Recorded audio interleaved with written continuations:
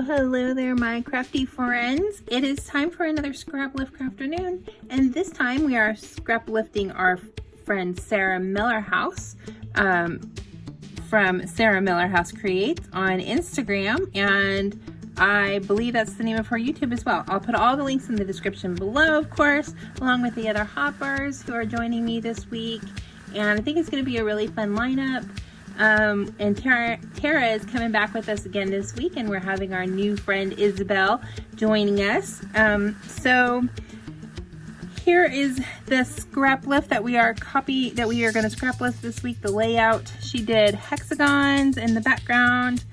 She did texture paste, Nuvo glimmer paste, on top of some ink blending and some layered papers, and then lots and lots of flowers, which I don't know what I'm going to do for the flowers yet because I don't do flowers all that much, and I'm scrapping pictures of my kiddo.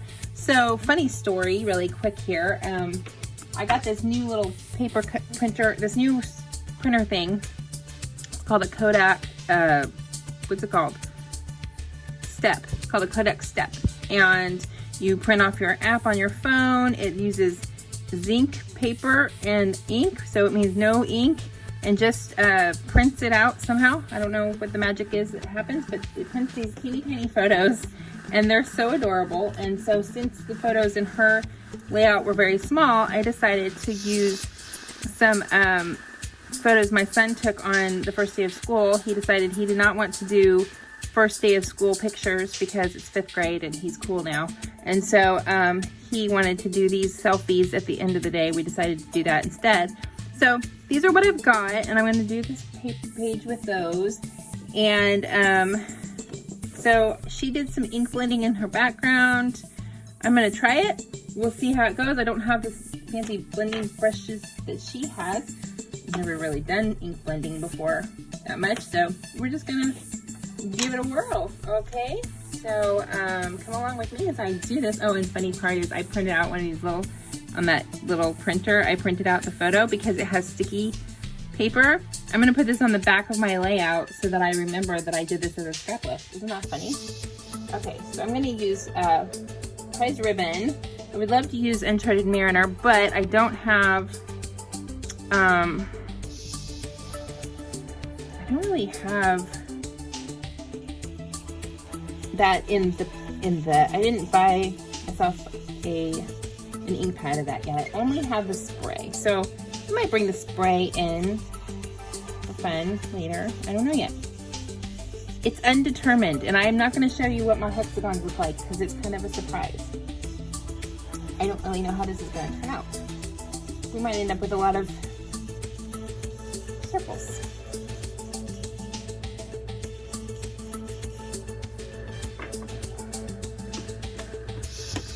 Those were all nice and, of course, beautifully blended, and blending brushes, and I don't have blending brushes, but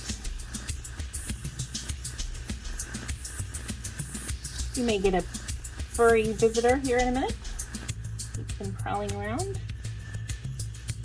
Let me know in the comments below, do you have a furry visitor who likes to join you in your scrapping?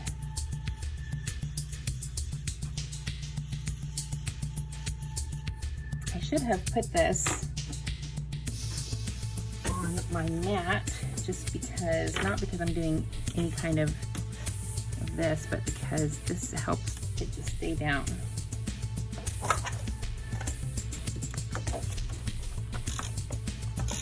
Just some repositionable adhesive here. I'm just gonna plop that down there. That, it keeps it from really moving around too much.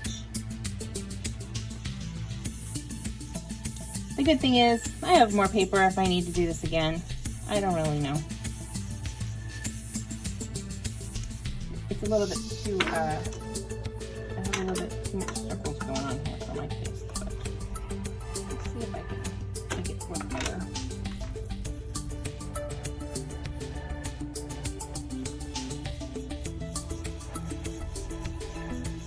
More yellow than I would have liked.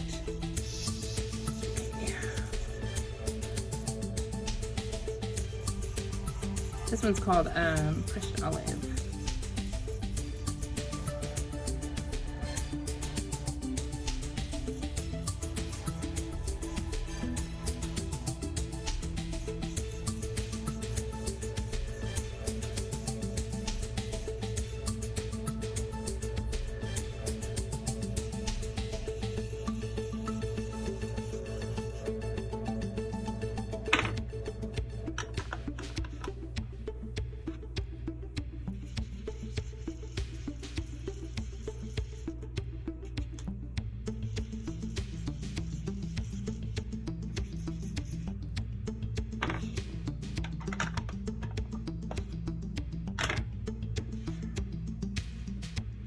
So what Sarah did was she just came in with some water, and she did some kind of, probably not with green water, but she went in and she did some splotches, some just splatters of water, and it made a really cool background. And it doesn't look like mine's gonna do that. But I also don't like the effect of these circles. I'm gonna see what else I can get it to do if I just move some water around on here a little bit.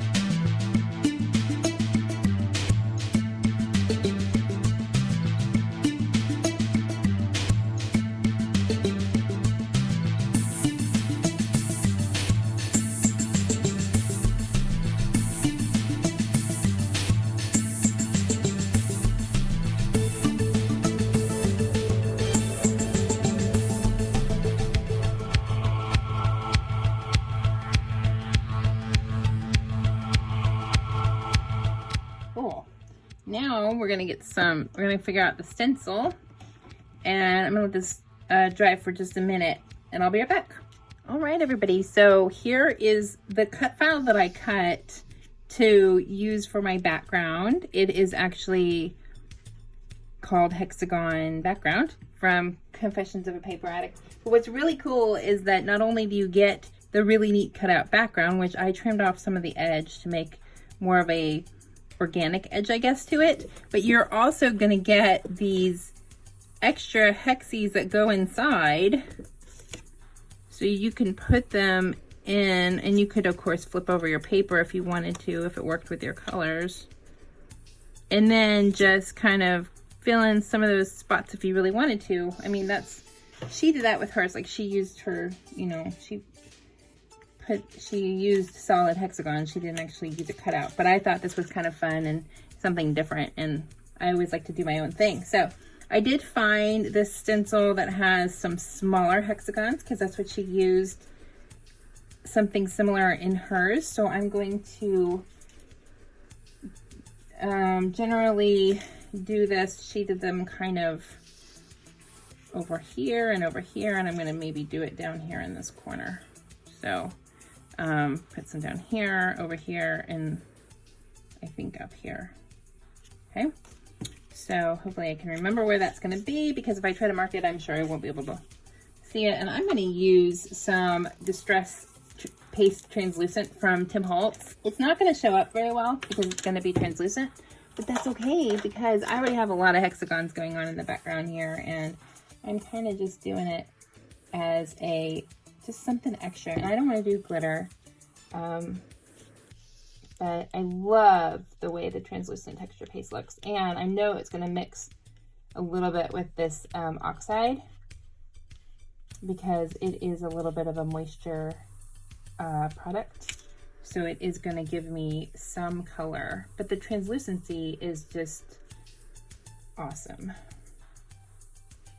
I love this translucent texture paste. I don't know why I don't play with it more often. I just forget. I just get busy with things, you know? Life is busy. I love that this stencil has the different sizes. Just like hers did, actually. Hers did in her video too, but it wasn't the same stencil. Mine is from Faber-Castell, or Faber-Castell. Okay. And then maybe I'll just, for fun, because there are a lot more spaces in this than in hers, so I'm gonna probably put some up here too. It's kind of fun to just repeat designs. Don't feel like I have to make the texture paste go all the way through and be perfect.